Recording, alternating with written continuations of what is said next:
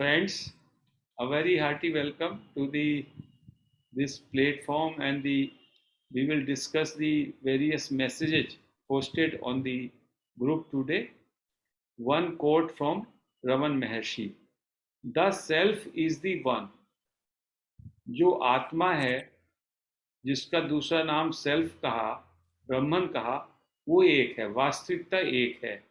Reality that always exist. वो वास्तविकता हमेशा एग्जिस्ट करती है, हमेशा। वो शाश्वत सत्य है, शाश्वत सत्य है जो हमेशा एग्जिस्ट कर रहा है। And it is by the light of the self that all other things are scene.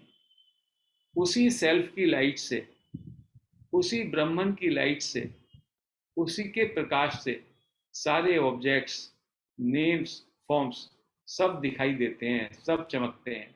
वही सबका सबस्ट्रेटम है, वही सबका आधार है और वही सबका प्रकाशक है। ओनली वन रियलिटी, जो कि सूक्ष्म से भी सूक्ष्मतर है। जब सारा नेम फॉर्म्स हटा दें, उसके बाद जो बचता है वो वही अवेयरनेस या रियलिटी बचती है, जिसके प्रकाश में सब कुछ दिखाई देता है। सो वही केवल एक रियलिटी है, वही केवल एक ब्रह्मन है जिसको सत्य मानो। दूसरा था, happiness is the nature of the self.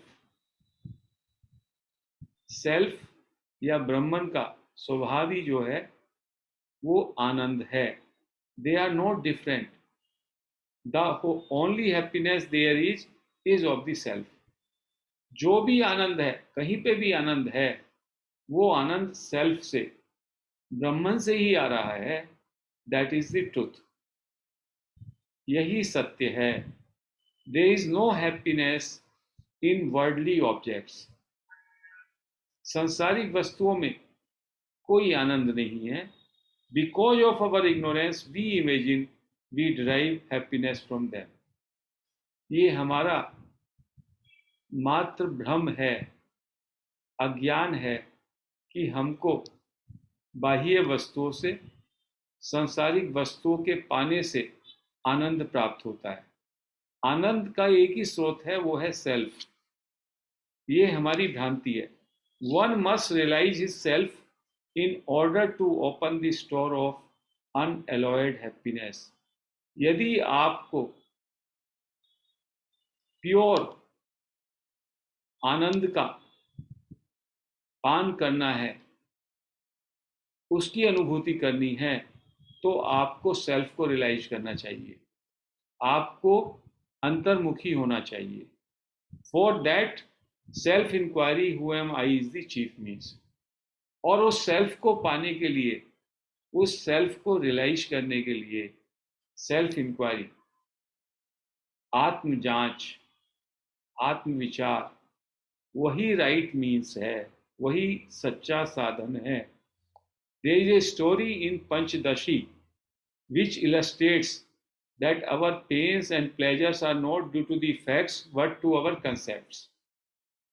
Panchadashi का एक कथानक को यहाँ पे लिया गया कि हमारा जो पेन है, दुख है, और प्लेजर, सुख है, वो वास्तविक फैक्ट्स पर, तथ्यों पर आधारित नहीं होता, अपितु हमारे बिलीफ सिस्टम पे, हमारे कंसेप्ट्स पे आधारित होता है।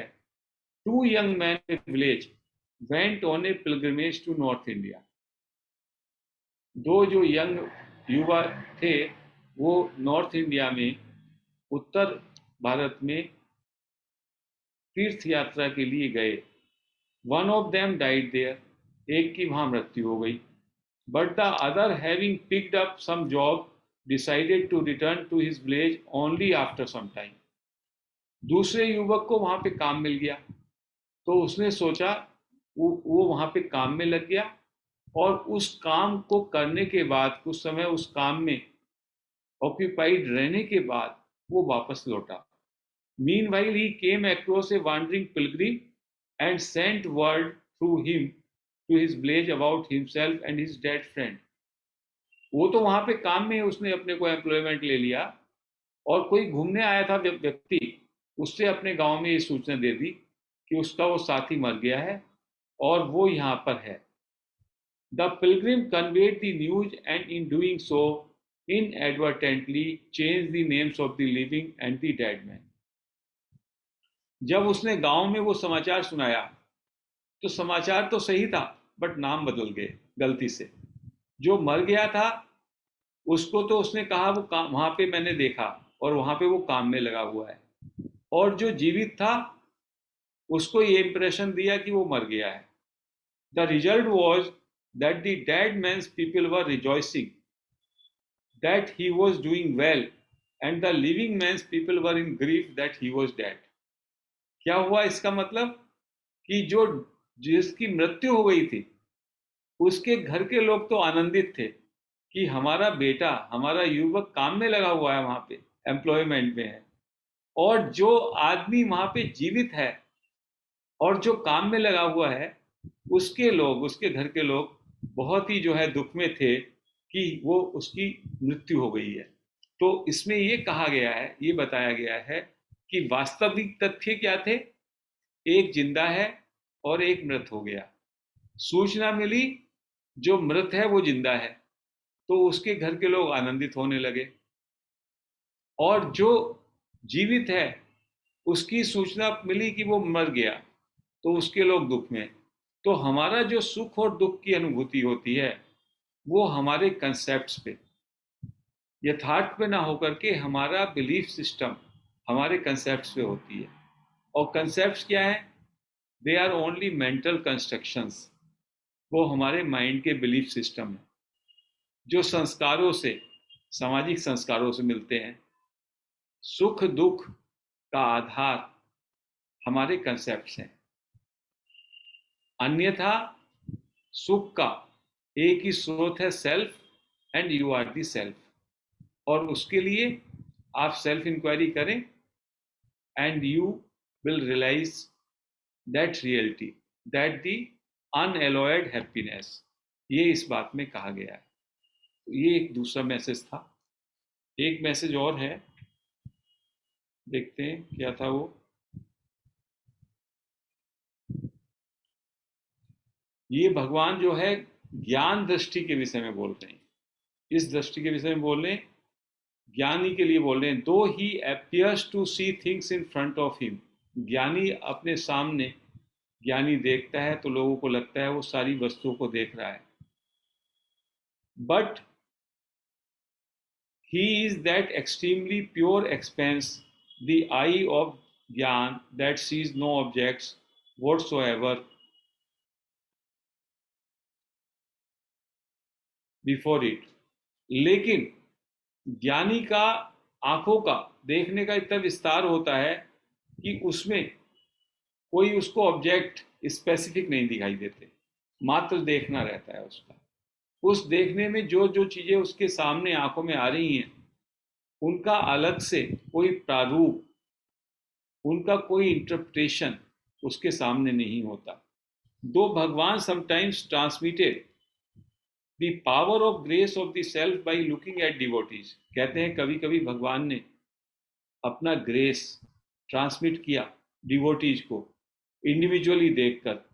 ही also maintains that he did not see objects और people in front of him in the way that ordinary people did. ज्ञानी जो है इस तरह से वस्तुओं को या व्यक्तियों को नहीं देखता जैसे हम देखते हैं। हम आइडेंटिफाई करते हैं so and so, so and so, so and so, और उनकी सबकी का प्रारूप, उन सब के करेक्टर हमारे अंदर कहीं ना कहीं समाये होते हैं। ये भी एक इग्नोरेंस है, बिकॉज ऑल इज वन। वो वननेस नहीं है। हम डिस्क्रिमिनेट करते हैं, हम आइडेंटिफिकेशन करते हैं। ज्ञानी वो आइडेंटिफिकेशन नहीं करता नेम्स एंड फॉर्म्स का। ही कॉल्ड दिस स्टेट ज्ञान दृष्टि। उन्होंने कहा यही ज्ञान दृष्टि है। It is an awareness of the self in which seeing takes place. Self awareness में, अंदर वो सेल्फ में, उनके अंदर सेल्फ की अनुभूति में वो डूबे हुए हैं, और उसी में देखना घट रहा है, उसी में दृष्टि घट रही है, but without the false separation between the one who sees and the objects that are seen. Seer और सीन का डिफरेंस खत्म है, एक रूपता में ज्ञान दृष्टि लगी हुई है।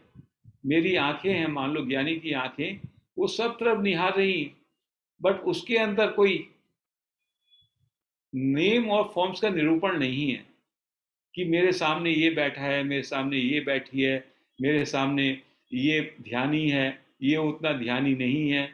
जो ये मेरे अंदर डिस्क्रिमिनेशन चलता है वो मेंटल निरूपण ज्ञानी में नहीं होता। आंखें खुली हैं, उसके सामने सारे का सारा केवल सीइंग, ओनली सीइंग हैपेंस, जहां पे देखने वाले और जो जिनको देखना है उनका जो डिफरेंस है वो ट्रांसेंड हो जाता है। Seer and seen they merge, seer seen and seeing they become one ज्ञानी के लिए। और उसी में जो उसका ग्रेस ट्रांसमिट होता है वो व्यक्ति विशेष पे नहीं होता, वो ऐसी ग्रेस जो है ट्रांसमिट होगा। हो सकता है कि जो व्यक्ति रिसीव करे उसको लगे कि भगवान केवल मुझी को देख रहे हैं, जबकि भगवान की कृपा दृष्टि, महर्षि की कृपा दृष्टि, ज्ञानी की कृपा दृष्टि सब में समरूप होती है, सब में समरूप होती है। और जहां पर नेचर चाहेगी, जहां पे ऐसा लगेगा कि इस व्यक्ति को ग्रेस की ज्यादा आवश्यकता है, वहां पे ऐसा हो जाएगा। वो भी एक घटना मात्र है, उसमें कोई कर्ता भाव नहीं है। तो ये आज के मैसेज थे। मैं कुछ बातें इसी में या अलग से आप उसको कर सकते हैं। We can again come in the recording by closing this, और यू कैन कंटिन्यू। ये मैं कुछ रामकृष्ण परमहंस का गॉस्पेल से कुछ पढ़ रहा हूँ, अच्छी बातें जो कि हमारे दिन प्रतिदिन के जीवन में मेडिटेशन, सेल्फ इंक्वायरी के साथ इंपॉर्टेंट है। क्योंकि रामकृष्ण परमहंस ने जो भी बातें कही हैं उसमें ज्ञान भी है और भक्ति भी है। तो डिस्क्रिमिनेशन पे बोलते हैं रामकृष्ण, भक्ति वाले जो हैं कहते हैं कि आपको वर्ड से, संसार से ईश्वर को डिस्क्रिमिनेट करना पड़ेगा, और आपका हमेशा जो आंख है, आपकी जो दृष्टि है वो भगवान में रहनी चाहिए, सांसारिक में नहीं रहनी चाहिए। तो वो क्या कहते हैं, how ought we to live in the world, इस दुनिया में हम कैसे रहें। डिवोटी उनसे पूछ रहा है कि इस संसार में हम कैसे जिए। वो क्या कहते हैं, do all your duties but keep your mind on God.